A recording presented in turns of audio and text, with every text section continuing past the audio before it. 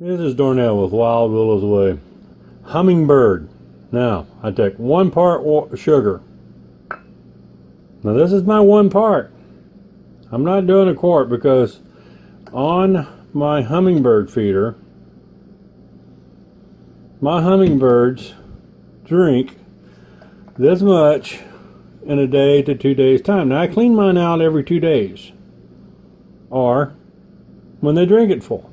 So I'm going to go ahead and get this. I do 1 part sugar, 4 parts water. So I'll get one of these little cups of sugar and 4 cups of water, and I will mix this really good until everything is completely dissolved.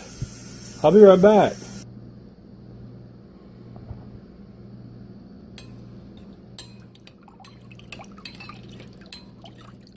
Now I'm just going to stir this until it's dissolved. I'm not going to boil it. She loves looking in the window seeing what we do every year.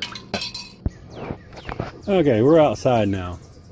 This here is my ant catcher. This keeps all the insects out of my bird feeder, or my hummingbird feeder. And it's just a bottle cap cut off. See, upside down bottle.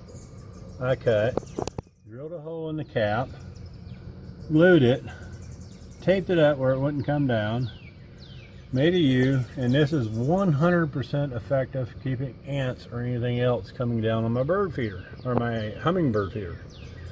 And I got it here. Now this is my little hummingbird stand, and my little hummingbird likes sitting right here, and she sits there and looks in her window. And just sits there and just stares at us, and she just loves sitting there, and that's her dominant. She kind of like chases all the other hummingbirds away. But that's how I make my bird feeder, Wild Willows Way.